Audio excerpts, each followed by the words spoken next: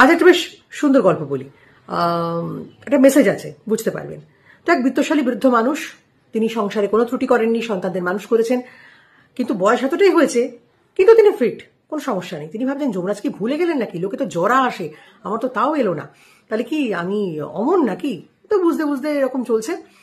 তো একদিন যমরাজ এলেন, এসে বললেন যে চলুন, আপনার সময় হয়ে গেছে। তো সেই লোকটি বলছে, আরে আপনি যখন এসে পড়েছেন, যাবো তো আমি নিশ্চয়ই, কিন্তু আপনাকে আতিথেয়তা করার সুযোগটুকু দিন। তো যমরাজ বললেন যে কোনো প্রয়োজন নেই, নিষ্প্রয়োজন, আপনি চলুন, দেখুন একটা লিস্ট বার করেছি, তো লিস্টের প্রথম নামটা কিন্তু আপনার। তো উনি বললেন যে না না, সজ্ঞানে যখন আছি একটু আতিথেয়তা করতে দিন, একটু শরবত খান অন্তত। তো যম বললেন এত করে বলছেন যখন দিন। তো লোকটি শরবত বানিয়ে দিয়েছে, কিন্তু তার মধ্যে ভাং মিশিয়ে দিয়েছে, নেশার দ্রব্য।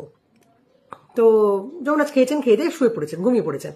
তো লোকটি ভেবেছে যে বাঁচার ইচ্ছে আমার এখনো প্রবল রয়েছে, যমরাজ এসে গেছে, এখন আমি বুঝতে পারছি আমি কি ভুল করেছি, মাঝে মাঝে ওনার কথা স্মরণ করতাম। তো একটা কাজ করি, এই লিস্টের প্রথম নামটা কেটে দিয়ে শেষের দিকে নামটা লিখে দিই। এই করে উনি বসে আছেন। তো যমরাজের ঘুম ভেঙেছে। তো উনি বললেন কেমন লাগছে প্রভু? তো উনি বললেন ভীষণ ভালো লাগছে, একদম অন্যরকম। অন্যরকম। তো ভাবলাম যে একটু অন্যরকম ভাবে যখন সবটা ঘটলো, তো আমি অন্যরকম ভাবে একটু প্ল্যানটা করি। তো বললেন কি কি পরিকল্পনা করেছেন?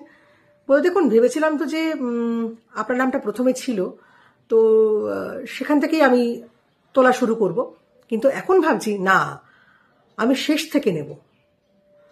সেই লোকটা ভাবলে সর্বনাশ, শেষে তো তারই নাম লেখা, মানে আরো বাঁচার আশায় তিনি শেষে নিজের নামটা লিখেছেন। মরাল অফ দ্য স্টোরি কি জানেন?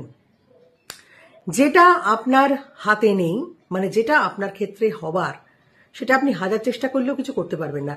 মনুষ্যকর্মটা আপনার হাতে আছে, কিন্তু যেটা আপনার হাতে নেই, দেবকর্ম বা অন্যের উপর নির্ভর করা যে সমস্ত জিনিসপত্রগুলো যেগুলো আপনার উপর নেই, সেগুলো আপনি যত যাই চেষ্টা করুন না কেন সরাতে পারবেন না।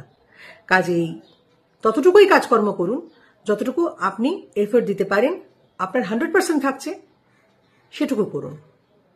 যা হবার তাতেই হবে, কিন্তু যেটা আপনার পাওয়ার কথা নয় সেটা আপনি চাইলেও পাবেন না, আপনার হওয়ার কথা নয় সেটা আপনি চাইলেও হওয়াতে পারবেন না। বোঝা গেল?